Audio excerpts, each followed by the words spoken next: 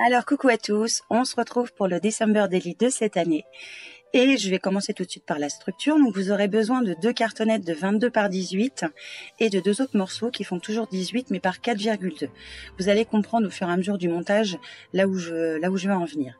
Je vais utiliser du cardstock. Alors pour ma part c'est du cerise carmin. J'avais envie de rouge cette année pour changer un petit peu. Et je vais tout de suite coller mes cartonnettes sur mon cardstock. J'ai tracé quelques petits repères sur mon cardstock pour pouvoir avoir une idée de comment je vais les disposer et être sûre de la longueur de mon carton. Puisque j'utilise du cardstock qui est en taille A4. Si vous avez du 30-30, c'est encore mieux. Mais comme je sais que tout le monde n'a pas forcément du 30-30, je me suis dit que ce serait bien de vous le montrer avec du A4. C'est tout à fait réalisable comme ça. Ma cartonnette faisant 2 mm d'épaisseur, en temps normal, on laisserait au moins l'épaisseur de la cartonnette entre chaque morceau qu'on va coller. Mais pour celui-là, je vous conseille sincèrement de doubler l'épaisseur de la séparation qu'il va y avoir entre chaque morceau qu'on va coller, tout simplement pour qu'il y ait une très très grande aisance. J'ai laissé à peine assez moi, mais je vous conseille vraiment de vous laisser au moins le double, c'est-à-dire si votre cartonnette fait 2 mm, je vous conseille de laisser 4 mm entre chaque morceau. Donc, je vais évidemment utiliser 2 feuilles de cardstock A4 pour pouvoir relier toutes mes cartonnettes. Soyez généreuse avec la colle, c'est aussi une partie importante, n'hésitez pas à en mettre suffisamment.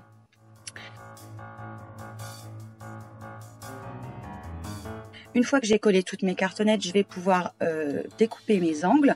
Alors j'utilise tout simplement mon équerre. Je vous ai fait un tuto sur ma chaîne, mais vous en avez plein d'autres aussi sur internet. Je vous mettrai quand même le lien si vous avez besoin. Je viens couper mes angles tout simplement avec des ciseaux, il n'y a rien d'extraordinaire. Et pour la partie qu'il me reste, alors parce que moi il m'en reste, je vais tout simplement découper le surplus au massicot, c'est plus simple, ça évite du gaspillage, et puis cette partie-là, je m'en servirai pour des découpes, etc., etc. Ensuite, je viens marquer tous mes plis autour de ma cartonnette. Je ne viens pas encore faire la partie de la reliure. Pour l'instant au plioir, je la laisse pour l'instant bien sécher, voilà, je n'y touche pas et je viens faire tout mon contour. Ensuite, je viens marquer mes plis en frottant bien mon plioir au niveau du bord de ma cartonnette pour que mon cardstock prenne bien l'épaisseur de ma cartonnette. Voilà, j'espère que vous comprenez ce que je suis en train de dire. Et je viens rabattre et coller tout ça. Je commence par les 2 petits côtés et je viens ensuite faire les 2 côtés les plus longs, donc en 2 fois puisque j'ai 2 morceaux de cardstock.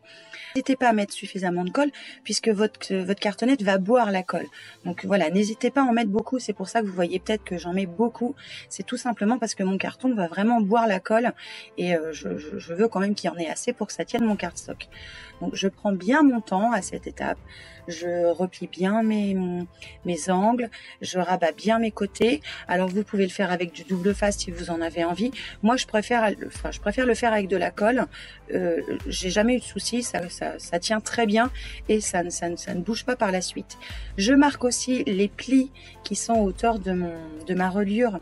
C'est vraiment une partie importante, prenez votre temps pour faire cette étape-là. Je vais vous laisser regarder tranquillement ce que je fais.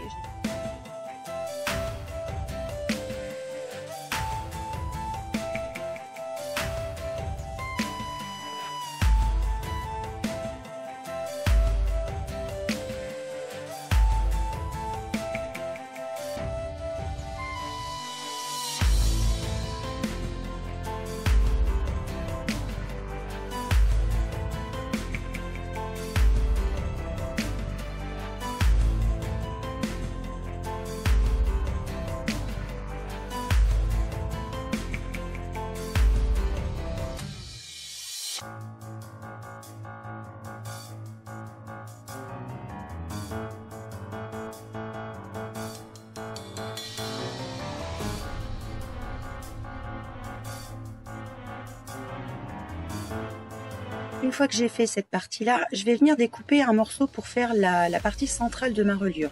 Donc moi, j'ai utilisé un morceau qui fait 12 cm par 18.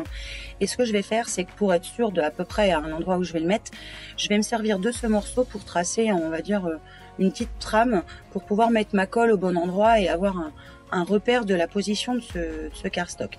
Donc j'y vais étape par étape, je prends aussi mon temps.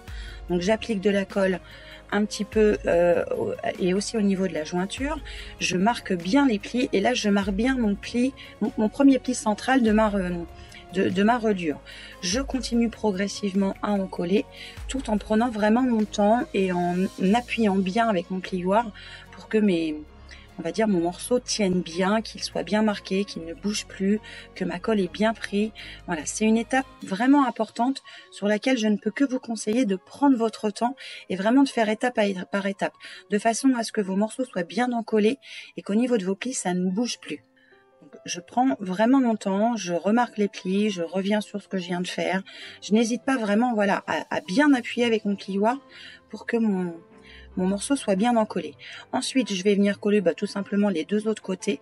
Donc, mon morceau pour la partie gauche mesure 20,7 par 18 cm, mais je vous conseille de prendre vos propres mesures. N'hésitez pas à remesurer l'espace qu'il vous reste, parce qu'en fonction de l'épaisseur du carton, de la façon dont vous avez marqué vos plis, il peut y avoir une petite différence de quelques millimètres. Donc, n'hésitez pas quand même à prendre vos propres mesures.